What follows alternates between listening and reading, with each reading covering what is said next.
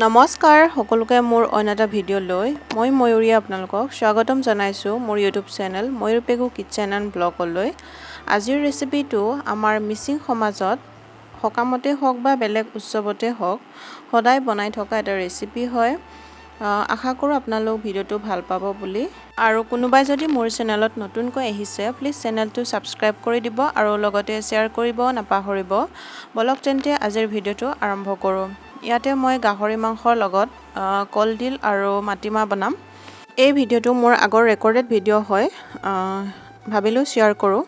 গাহৰি মাংসখিনি মই ইয়াতে কুকাৰত বইল কৰি লৈছোঁ আৰু এফালে গোটা মাটিমাহ লৈছোঁ। ফালা মাটিমাহ নাছিলে কাৰণে গোটা লৈছোঁ আৰু এইখিনি ভালদৰে ধোৱাৰ পাছত মই কুকাৰতে এইখিনি মাৰি ল'ম। এইখিনি দুবাৰ তিনিবাৰ চিটি মৰাৰ পাছত এইখিনি গলি যাব আৰু ইয়াতে নিমখ আৰু হালধি দি দিছোঁ আৰু এইখিনি কুকাৰত দি দিম। আৰু এইফালে গাহৰি মাংসখিনি বইল কৰা হৈ গ'ল আৰু এফালে পিঁয়াজখিনি কাটিছোঁ আৰু ইয়াতে মই কেঁচা হালধি দিম। কেঁচা হালধি দিলে ইয়াৰ টেষ্টটো বেলেগ এটা বহুত ধুনীয়া টেষ্ট এটা আহে, সেইকাৰণে মই কেঁচা হালধিও দিছোঁ আৰু এইখিনি মই ধুনীয়াকৈ খুন্দি লৈছোঁ আৰু এইফালে জলকীয়াখিনিও কাটি লৈছোঁ।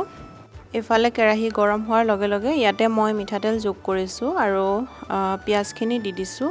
পিঁয়াজখিনি মই 2-3 মিনিট সময় ভাজি লৈছোঁ আৰু তাৰ পাছত মই মাংসখিনি যোগ কৰিছোঁ আৰু ইয়াতে যোগ কৰিছোঁ নিমখ, হালধি, জিৰা পাউডাৰ অকণমান আৰু নহৰু পাত দিছোঁ আৰু কেঁচা হালধিখিনি দিছোঁ আৰু এইখিনি মই এতিয়া 5 মিনিট সময়ৰ কাৰণে ভাজি ল'ম।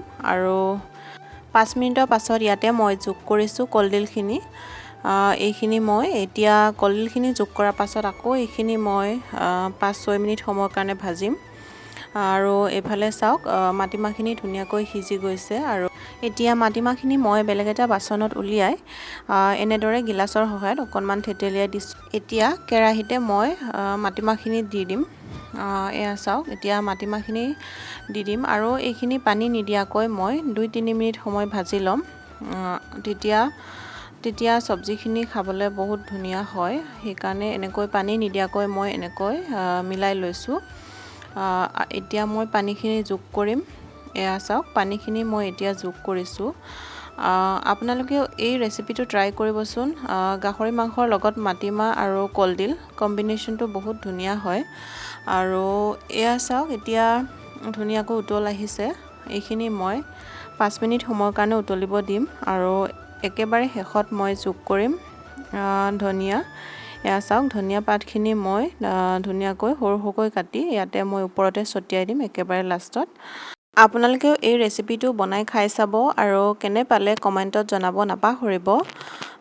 ভিডিঅ'টো শেষলৈ চোৱাৰ বাবে অশেষ ধন্যবাদ। আকৌ লগ পাম বেলেগ এটা ৰেচিপি লৈ। আজিলৈ ইমানেই, বাই বাই।